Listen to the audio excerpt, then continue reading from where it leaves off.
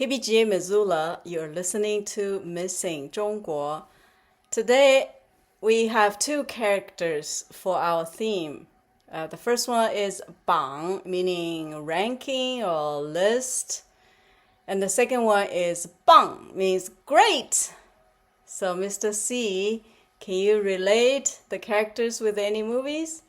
Well, if we talk about the word great, there's many movies with the word great in it. The Great Dictator with Charlie Chaplin is one everybody should watch at least once. It pretty much not only ended the little tramp character, but it probably got him kicked out of the United States. But the movie I would want to talk about right now is called The Great Rock and Roll Swindle, and it's a documentary. I believe it's directed by Julian Temple.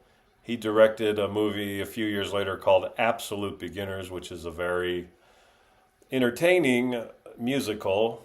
But anyway, The Great Rock and Roll Swindle it documents the very brief existence of the band the Sex Pistols in the late 1970s.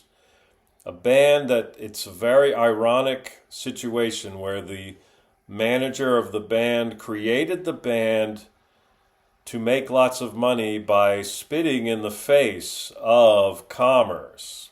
So it's a very sort of clever thing, but of course he used these four young men to make this band, and there were some very interesting characters in the band, including the singer who called himself Johnny Rotten at the time. Now he's John Lydon.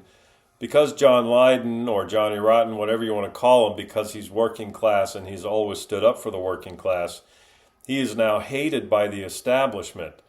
Most of the people in the establishment today erroneously refer to themselves as punk rock, and they hate Johnny Rotten, who is punk rock. So there's a great irony there, and the reason is that the people who hate Johnny Rotten now have become the establishment. They don't care about the working class, but they still call themselves punk rock because they don't know what the heck they're talking about. And then another famous character from the band, the Sex Pistols, was Sid Vicious, who young people, I think, quite tragically idolize. He was a heroin addict. He allegedly stabbed his girlfriend to death, who was also a heroin addict, and then he overdosed a few weeks later. And there was a movie made in the 1980s called Sid and Nancy, which is a very depressing movie. And for some reason, when I went to high school around that time, a lot of people really idolized his behavior. And I still find that very tragic. Sid Vicious was a terrible bass player. He replaced, I think it was a guy named Glenn Matlock. He replaced the bass player who played on most of the songs on the Sex Pistols' one true album, which is called Nevermind the Bollocks, Here's the Sex Pistols. That is one of the greatest rock and roll albums ever made. Again, there's great irony there. I keep using the word great. And when the band got, it's a very interesting documentary. Again, it's called The Great Rock and Roll Swindle. And you can just see how this band was doomed from the beginning. But they really, to me, they represent the culmination of punk rock. People will call The Clash, which is a band that emerged around the same time, they'll call them punk rock. But punk rock was not really liberal or activist until The Clash came along.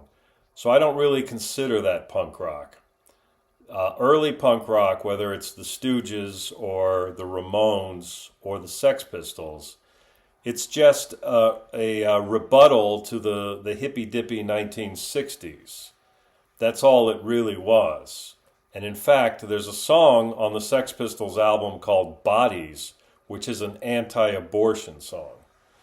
So when leftists or liberals tell me that punk rock is liberal, I have to kind of laugh. They don't really know what they're talking about. You might get some angry messages for that, Dr. Sang. But the truth is the truth.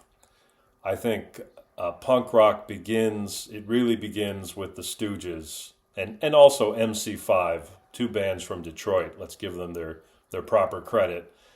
And there's that little movement at CBGB's in the 1970s, of which the Ramones were part of, and the Talking Heads and Blondie. And the great thing about all those bands is that they're all very different. So that when you say punk rock, there really is no definition of what punk rock is. And then I think the Sex Pistols really brought a British working class element to it. And that album, Nevermind the Bollocks, Here's the Sex Pistols, in my mind is the last punk rock album. And The Great Rock and Roll Swindle is an outstanding documentary about that brief period. Okay, thank you so much for the lecture and the recommendation. Oh, did I punk-splain? No, you're fine. Thank you, and everybody enjoy.